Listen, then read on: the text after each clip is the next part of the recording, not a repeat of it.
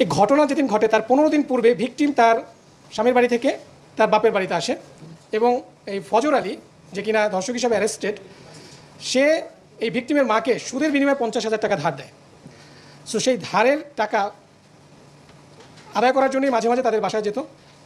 ঘটনার দিনও তেমনি এই টাকা আদায়ের সূত্র ধরেই তিনি ওই বাসায় গিয়েছিলেন রাতের বেলা, এবং এইটা শাহপরান জানতো যে ওই দিন সে যাবে। সে প্রেক্ষিতে শাহপরান তার লোকজন সেট করে দেয় যে এরকম এই টাইমে যাবে, তোমরা যদি তাকে ধরতে চাও ধরতে পারো। এবং সে তার সেই প্ল্যান অনুযায়ী, পরিকল্পনা অনুযায়ী ওই দিন রাতে যখন ফজর আলী তার ওই ঘরের ভিতরে ভিকটিমের ঘরে প্রবেশ করে, তার কিছুক্ষণ পরেই এই শাহপরানের লোকজন ভিকটিমের ঘরে প্রবেশ করে এবং তাকে বিবস্ত্র করে ভিডিও ধারণ করে সেটা পরবর্তীতে সোশ্যাল মিডিয়ায় ছড়িয়ে দেয়।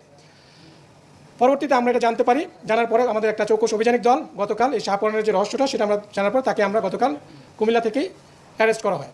এই ছিল মূলত যে মব সৃষ্টি এবং সোশ্যাল মিডিয়ায় ভিডিওটাকে ভাইরাল করার পিছনে নেপথ্য কাহিনী।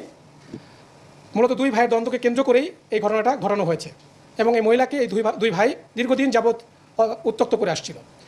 সেটাই ছিল মূলত ঘটনা। এটার এই লক্ষ্য আপনারা অলরেডি জানেন যে ধর্ষক সহকারে 4 জন উত্ত্যক্তকারী, 4 জন মবের সদস্য এবং যে প্রধান পরিকল্পনাকারী গতকাল আমরা তাকে অ্যারেস্ট করেছি। আমি বলেছি শুরুতেই যে দুই ভাইয়ের মধ্যে দ্বন্দ্বটা মূলত দুজনেই এই মহিলাকে উত্ত্যক্ত করতো। দেখুন, উত্ত্যক্তটা নিয়েই আমরা শারীরিক সম্পর্ক কিনা এটা একটা সেন্সিটিভ বিষয়, এটা আমরা এসে না বলি, এটা তদন্তে আরও বেরিয়ে আসবে। আমরা তো গতকাল তাকে অ্যারেস্ট করেছি, আরও জিজ্ঞাসাবাদ করে ভিতরে কি ঘটেছে, তাদের মধ্যে কী সম্পর্ক ছিল সেটা আসলে তদন্তে বেরিয়ে আসবে।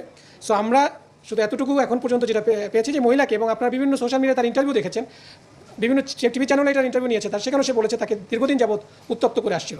সেই উত্ত্যক্তের প্রেক্ষিতে দুই ভাইয়ের মধ্যে দুজনেই একজনের পিছনে ছুটছে। তো সেখান থেকেই মূলত তাদের মধ্যে একটা দ্বন্দ্বের সৃষ্টি হয়, সেখান থেকে একটা গ্রাম্য সালিশ হয়। সেই সালিশে ফজর আলী কর্তৃক শাহপরান হেনস্থার শিকার হয় এবং সেখান থেকেই এই শাহপরান ফজর আলীর বিরুদ্ধে একটা অ্যাকশন নিতে চায় এবং সেটারই প্রতিফলন ছিল 26শে জুনের যে ঘটনাটা।